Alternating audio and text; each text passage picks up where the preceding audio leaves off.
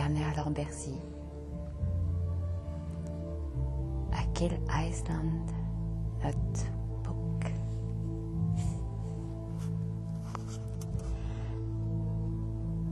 Derrière le cimetière, il y a la mer. À voir les vagues, l'écume et l'état de la mer,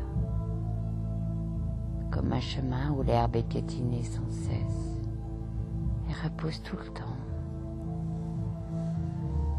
On devine la foule qui se bouscule pour s'installer de l'autre côté de l'abîme, et que l'âme, dans son manteau de vent, n'a pas le pied marin.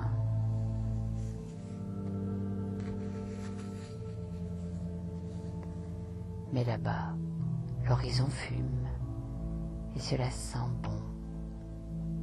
La soupe populaire, et le lit au drap amidonné de lune, qu'ici on n'a pas.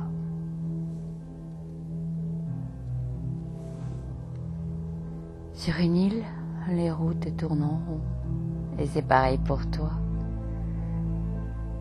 Comment faire autrement ? Puisqu'il faudrait un pont plus long que ta vie, pauvre mortel, ne pourrait espérer.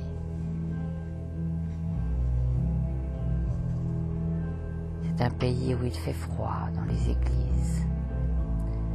On dirait même que la pluie est assise entre ces petites vieilles dont la prière tremble comme murmurent les bruyères, qui sur cette île n'ont pas connu les grands arbres.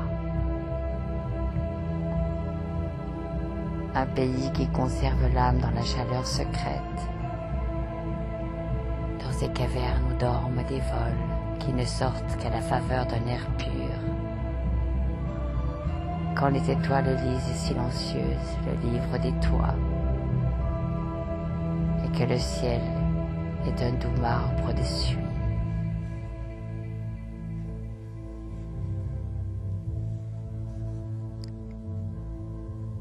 Des laves où dorment encore des étincelles du début. On est passé à l'herbe à moutons, dont l'iode et la verdeur prolongent l'océan. La tête chauve des collines s'enfonce dans de lourds oreillers de brume.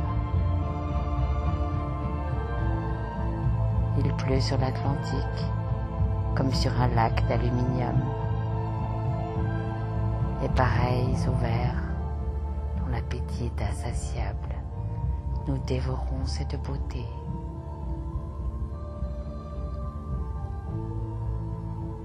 Demain, le puissant Slivemore verra des routes aux encoudrons, avec dessus à la chaux blanche marqué ce qu'il faut faire ou non, et des chambres avec vue sur la mer magnifique, juste derrière la TV. Et nous irons dans nos voitures neuves, goélands mazoutés du cerveau, penchés pour voir par la portière vitrée ce qu'on peut.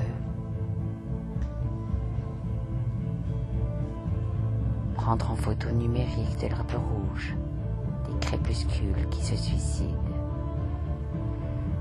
Déjà personne ne sait plus où naissent les vents qui nourrissent le rêve, ni le vertige des sommets qui nous dévorent. L'Irish Times du dimanche est plus épais qu'une Bible de l'armée du salut. Le petit chien du voisin ne peut pas la porter en secouant sa gueule comme un hareng. Au pub, on lit les titres comme prêches, curés et bonimenteurs publics.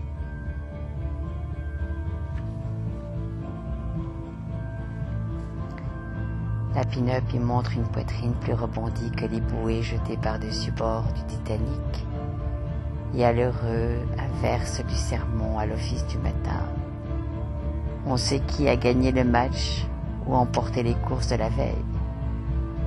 Déjà la Guinness reprend de l'avance sur la nuit. Dehors le ciel attaque les engrenages des vélos. Et la marée, à cause de son grand âge, grogne en remontant les plages de Calais Noir.